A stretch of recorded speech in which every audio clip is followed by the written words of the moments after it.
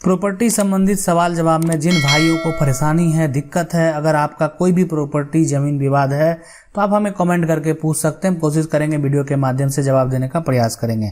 देखिए अगला सवाल है, अगर आप फेसबुक यूज करते हैं तो हमारे पेज को जरूर लाइक कर लें। फेसबुक में सर्च करेंगे कंप्यूटर की 99, इस तरह का पेज मिलेगा, पेज को जरूर लाइक कर लें। अगला सवाल है कि मेरे जमीन मेरे दादा के नाम और मेरे बड़े दादा के नाम से रजिस्टर है। मेरे जो है बड़े दादा के वंशज उसे जो है खेल वाली जमीन को हमने है ना जोतने नहीं दे।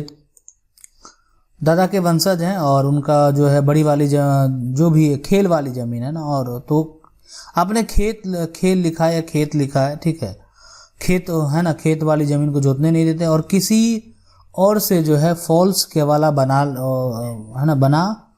हुआ है। और मेरे बड़े चाचा के वंशज का जो है वहाँ 10 साल से दाखिल खारिज नहीं हो रहा है। अभी जमीन किसी के कब्जे में नहीं है, जमीन पर ऐसे ही पड़ा हुआ है, अपना कब्जा कैसे लें। देखिए सबसे पहले अगर आपको लगता है कि आप कानून से ठोस हैं, ठीक है, कानून से आप ठोस हैं, तो आप अगर आपका जमीन वो एक तरह से खाली पड़ा हुआ है जमीन, सबसे पहले तो आपको कागज दुरुस्त कर लेना है ना। दूसरी बात, आपको लग रहा है कि केवाला नकली है तो आप इसका वेरीफाई कर लें। आप वहाँ पे रेकर्ड देखें, रेकर्ड में अगर केवाला नहीं है तो इसका मतलब है नहीं है, वो जाली है। तो रेकर्ड जहाँ रजिस्ट्री ऑफिस है उसको जाके एक बार वो करके वेरीफाई जरूर कर लें। खुद आप जाके नकल निकालें उसका, वो अगर वहाँ अवेलेबल नहीं है तो नकल नहीं मिलेगा, है ना। अगर मिलेगा नकल तो आप भी तब भी उसमें देख सकते हैं कि उसमें क्या लिखा हुआ, किसके द्वारा लिखा गया, क्या क्या कौन सपोर्टर है, तो बहुत तरह का चीज़ है वहाँ पे। और इसके लिए अगर आपको बहुत लगता है कि बड़ा दिक्कत है, देखिए होता भी है, ग्रामीण का मामला है, ग्राम पंचायत से भी सुलझ होता है। ऐसा बात नहीं है कि ग्राम पंचायत से सुलझ नहीं होता, सीओ से भी होता है, डीसीएलआर से भी होता है, लेकिन डिपेंड करता है कि मामला किस तरह का हो। अगर वो दखल नहीं करने देते हैं और जबरन उतर गए हैं, मारपीट वाला नौबत है, और तब आपको जो है इस तरह से कोई समस्या उत्पन्न होता है, तो आप इसके लिए एसडीओ कोर्ट में आवेदन कर दें। तो ये प्रक्रिया ही करना आपको जो है सही रहेगा, आप इसके लिए एसडीओ के पास जा सकते हैं। चलिए अगला सवाल देखते हैं। अगला सवाल जो है वो पूछ रहे हैं कि सर मेरे परदादा ने 1966 में 4 कट्ठा 2 धुर जमीन खरीदा और अपने घर के बगल में, और मेरे बाबा 2 भाई थे। कुछ वर्ष बाद जो है गांव में एक औरत आई और उसके पास एक बच्चा था। वह गांव के सब लोगों के साथ रहने के लिए सहारा मांग रही थी। मेरे परदादा ने उसे रहने के लिए 4 कट्ठा 2 धुर वाले जमीन में रहने को बोल दिया। मेरे परदादा मरने के बाद जो है गांव के कुछ लोगों ने उस जमीन में आधा हिस्सा, औरत का लड़का उस जमीन का आधा हिस्सा पंचनामा में 2 कट्ठा 2 धुर जो है जमीन जो है बेच दिया था और वहां पे जाकर राज के जमीन में जो है बस गया, ठीक है, बस गया था। एक लड़का भी है और लेकिन आज भी 4 कट्ठा 4 धुर जमीन कोर्ट में मेरे परदादा के नाम से है, ठीक है। उसका दस्तावेज और रसीद हम लोग कटाते हैं। क्या सर वो जमीन हमारा हो सकता है? नहीं, जमीन का देखिए, जमीन में अगर दखल किसी का है तो वो, और आपका एक तरह से मान लेते हैं रसीद कटा रहे हैं, कटाते रहिए, रसीद अप टू डेट कटाते रहिए। तो अब ये चीज़ है, अब तो यही होता है कि अब वो जमीन आप बिल्कुल ले सकते हैं, है ना। अगर रसीद आप कटा रहे हैं, सब कुछ कर रहे हैं, वो जो भी कर दिया, लेकिन इसके लिए आपको अब कोर्ट जाना पड़ेगा। सिविल कोर्ट में ये बात साबित करना पड़ेगा कि ये जमीन जो है जबरन कब्जा किया गया, बस यही बात है ना। ये जमीन जो है जबरन कब्जा किया गया, बस यही बात है ना। ये जमीन को जबरन कब्जा किया गया, बेचा गया, मतलब ये चीज़ है। उस चीज़ों को कि हम दे दिया, अब जाके जब उस स्टेटमेंट पे रहेंगे तो फिर तरह का दिक्कत है। देखिए एक चीज़ हम क्या बात बोल रहे हैं कि एक डिपेंड करता है कि आपको, अगर आपका ये चीज़ हासिल करना है, आपको अगर अब ये चीज़ लेना है तो आपके लिए कोर्ट का सहारा लेना पड़ेगा और अपना जो प्रूफ है वो सही साबित करना पड़ेगा, ठीक है। जो है आपको गवाह का भी जरूरत पड़ेगा, जो कि आपके पक्ष में आपके हिसाब से सब वो एक तरह से गवाही दे, तभी इसका जो है आप इसको हासिल आसानी से कर सकते हैं, कोई तरह का दिक्कत नहीं होगा। कागज आपका दुरुस्त है। ये पूछ रहे कि मेरी दादी से जो है धोखे से जमीन लिखा लिया और उसका खाता खेसरा दोनों गलत है। वो दूसरे जमीन का नंबर है और वो दूसरा जमीन को ले लिया है। सर आप बताइए हम क्या करें, कोई ले लिया है।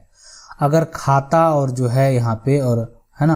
जो खेसरा अगर वहाँ पे अगर जो है धोखे से जमीन लिखा लिया और उसका खाता खेसरा दोनों गलत है, वो दूसरी जमीन का नंबर है, मैंने तब तो ये आसानी से बिल्कुल आपका मामला तो है। जमीन जो आदमी लिखाया उसका वो फर्जी हो गया, तब उसके लिए वो दूसरा जमीन वो तो फिर आप ही का हो जाएगा। हाँ, नहीं मानता है तो नोटिस कर दीजिए ना, सीधी सी बात है। दादी से जो लिखाया यही चीज आना। दूसरी बात है कि कोर्ट से जो मामला जाएगा और जो नोटिस किया जाएगा वो इसी बात को लेकर कि आपके द्वारा जो लिखा गया या दादी के जो द्वारा लिखा गया वो एक तरह से फर्जी लिखा गया, ठीक है। यही बात है कि फर्जी तरीके से बेवकूफ बना के जो है लिखाएगा, तो ये प्रक्रिया आपको वहां पे डालना होगा, तो ये आप बिल्कुल ले सकते हैं। अगला सवाल ये पूछ रहे हैं कि अगर कोई जबरन कब्जा कर ले तो कैसे हटाएं। देखिए, जमीन अगर कोई जबरन कब्जा कर ले तो सबसे पहले जिस समय कब्जा करे उस समय आप थोड़ा डटे रहें, आप जो है कब्जा ना करने दें। किसी कर सकते हैं, थाना को भी सूचित कर सकते हैं, है ना।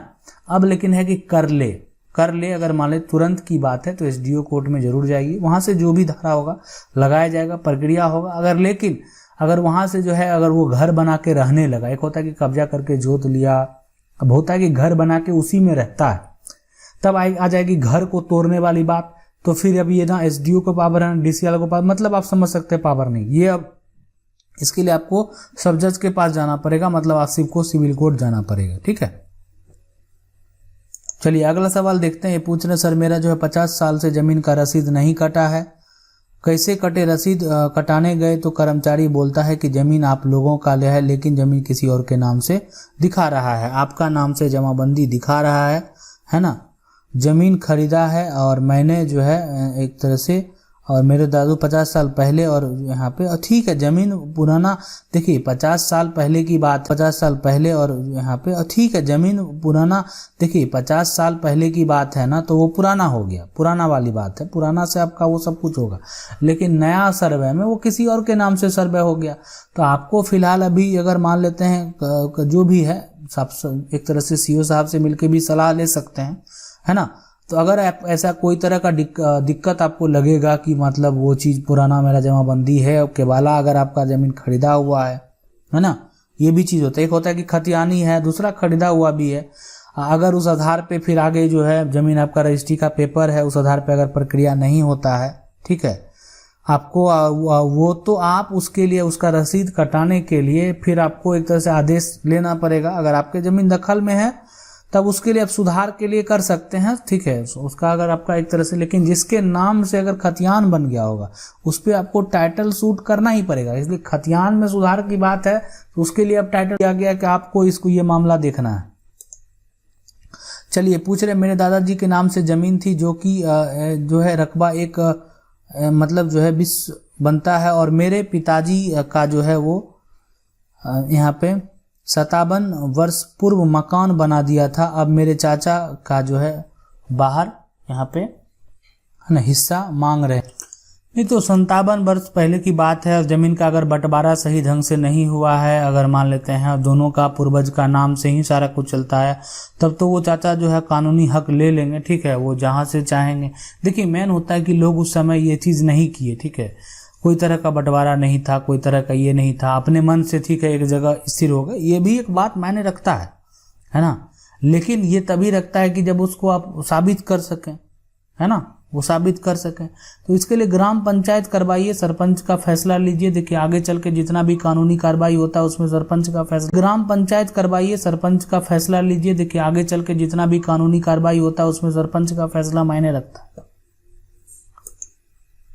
ये पूछ रहे हैं कि सर मेरा बिहार सरकार जो है वो दखल कब्ज है, तो सर्वे के बाद क्या होगा, जमीन का जो है मेरे नाम से? बिल्कुल नहीं, जो बिहार सरकार है वो बिहार सरकार ही रह जाएगा, वो किसी के नाम से। देखिए आप इसके लिए जो है बहुत दिन से आपका घर है, अब ये कुछ है दखल में है, तो आप सीओ से मिल सकते हैं, बंदोबस्त है ना, उनसे मिल सकते हैं, उन्हीं के द्वारा जो भी है बंदोबस्त वगैरह का काम होगा तो होगा, नहीं तो फिर जो जमीन बिहार सरकार है वो बिहार सरकार ही हो जाएगा। लेकिन अगर आपको वहाँ पे घर है वगैरह है तो आप इसके लिए आवेदन जो है कर सकते हैं।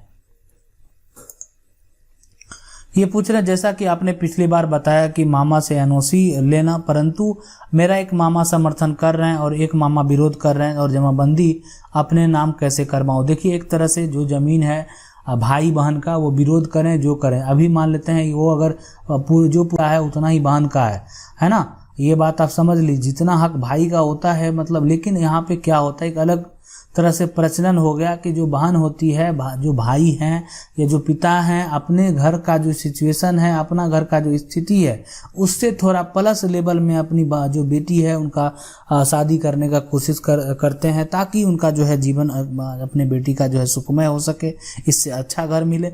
और ये जो होता है जैसे भी होता है वो करते हैं अपना। और लेकिन उस केस में, तो इस केस में बहुत लोग जो बेटी है वो नहीं भी हिस्सा लेती है। तो ये प्रक्रिया होता है। दूसरा चीज़ है कि अगर आपका एक मामा विरोध, लेकिन ऐसा नहीं कि हिस्सा नहीं ले सकती है, कि वो अधिकार है पैतृक संपत्ति में तो आप ले सकते हैं। एक मामा सपोर्ट कर रहे हैं तो आप ये चीज़ जो है डीसीएलआर के पास जा सकते हैं, है ना।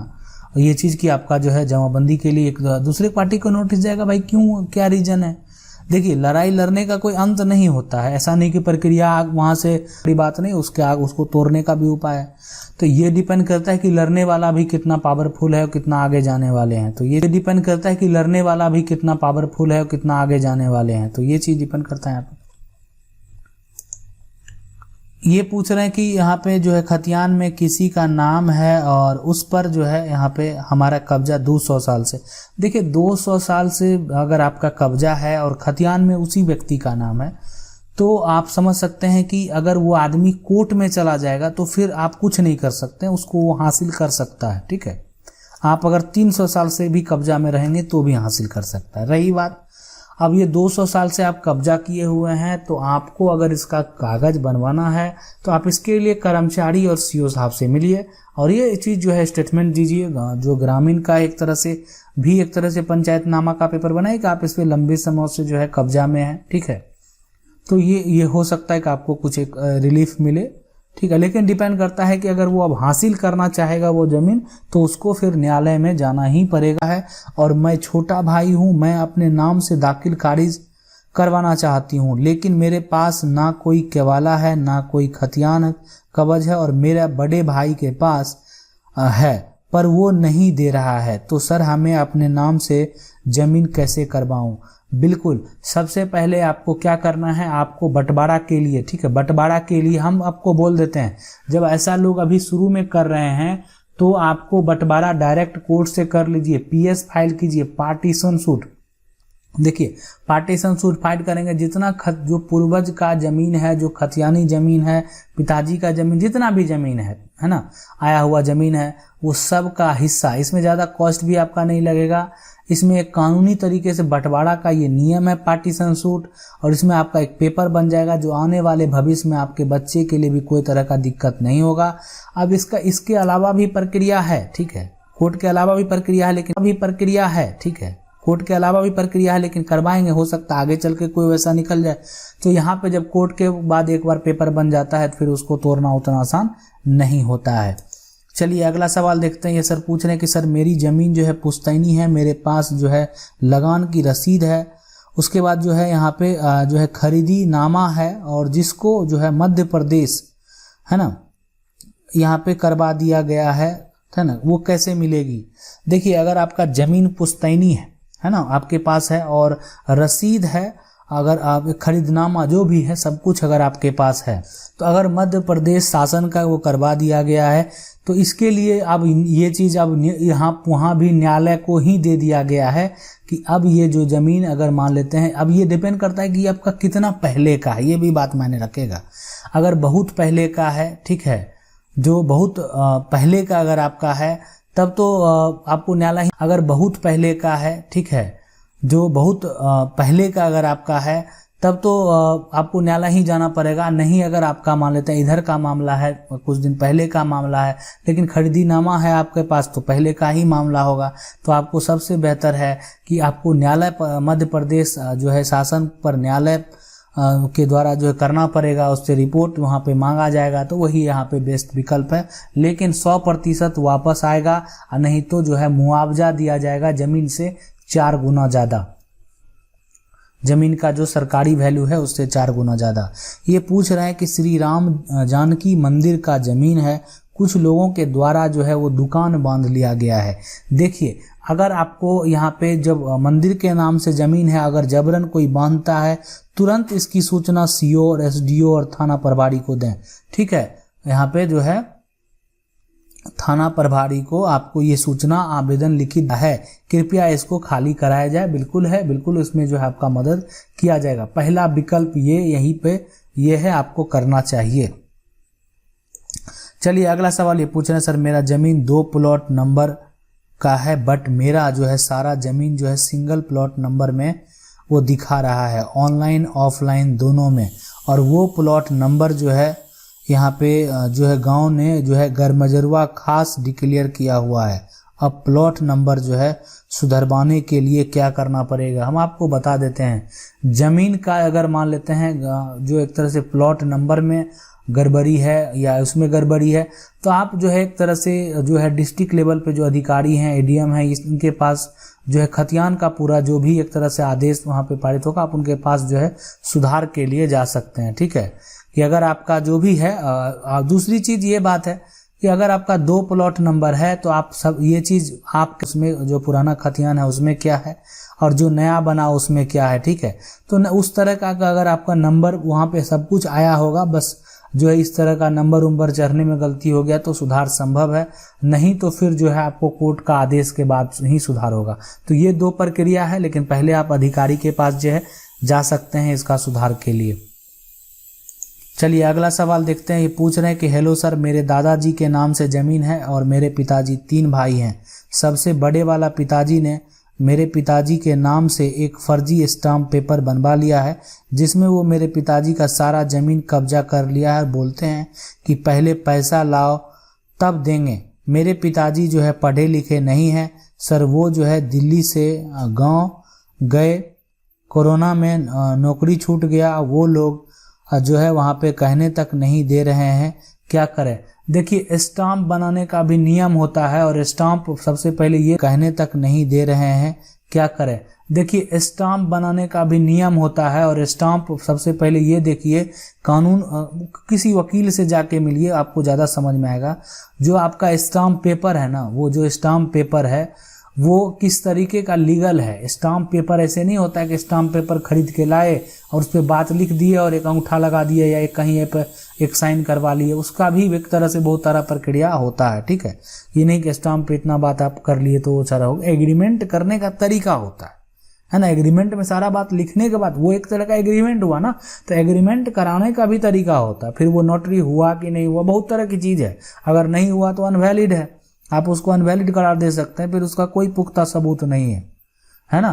तो इसके लिए लेकिन आपको जो है अगर स्टाम्प से रिलेटेड बात है, जो भी स्टाम्प से रिलेटेड अगर कुछ ऐसा है, अगर आपको यहाँ पे दिक्कत लगता है तो पहले एक वकील से आप जाके सजेशन लीजिए और सारा बात ये बताइए। ठीक है, फिर आपको वो सजेस्ट करेंगे कि आपको वहाँ पे बेहतर क्या करना है, वो आपके मामला को स्पष्ट तरीके से समझेंगे। ठीक है, वो जो बहुत बड़ा इशू यहाँ पे नहीं होगा।